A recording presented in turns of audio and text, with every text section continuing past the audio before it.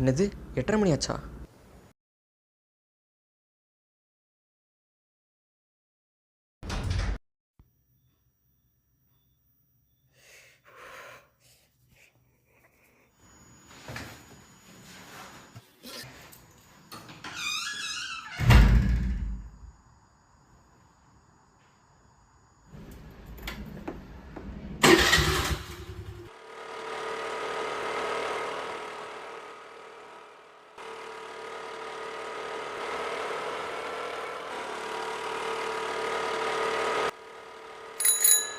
ஏய்,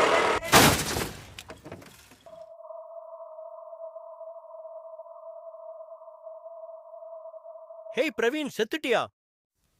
இது நான் செத்துட்டேனா? S my son. ஆனா நான் எழுதின கணக்குப்படி இன்னும் உனக்கு 77 வருஷம் 7 நாள் இருக்கு. ஏன் எல்லாம் 7ஆவே இருக்கு? தலை ஃபார் அ ரீசன். நீ செத்த நேரம் அப்படிடா. அதான் எனக்கு இன்னும் டைம் இருக்குல்ல, என்னை திருப்பி அனுப்புங்க. நீ இங்க வந்ததே நீ கொஞ்ச நேரத்துக்கு முன்னாடி பண்ண தப்போட விளைவாகத்தான். ஆனாலும் உன்னைய நான் திருப்பி அனுப்புறேன். நீ உன்னை திருத்தி மத்தவங்களையும் அந்த தப்ப பண்ண விடாம திருத்து. எல்லாத்துக்கும் இரண்டாவது வாய்ப்பு கிடைக்காது பிரவீன். ஆனா உனக்கு கிடைச்சிருக்கு. அது சரியா பயன்படுத்து. போயிட்டு வா. உன்னோட டைம் முடிஞ்சதுக்கு அப்புறம் பாப்போம்.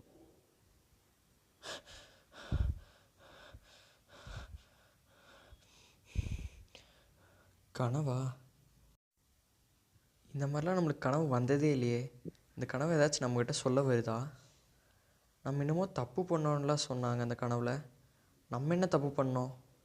சரி, ஆஃபீஸுக்கு டைம் ஆச்சு, கிளம்புவோம்.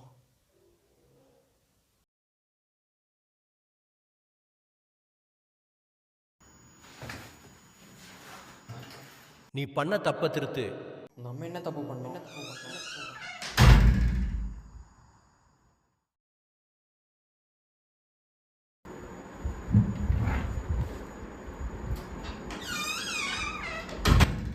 அவனோட தப்பை உணர்ந்த பிரவீன் மற்றவங்கள அதை பண்ண விடக்கூடாதுன்னு நினச்சான்.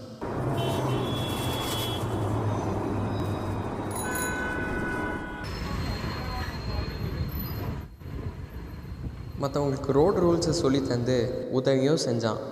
பாப்பா, எப்போவுமே ரோட் கிராஸ் பண்ணும்போது லெஃப்ட்டு பார்த்துட்டு ரைட்டு பார்த்துட்டு அகைன் லெஃப்ட் பார்த்துட்டு தான் கிராஸ் பண்ணோம். இப்போ வா, நீ கூட்டிகிட்டு போகிறேன்.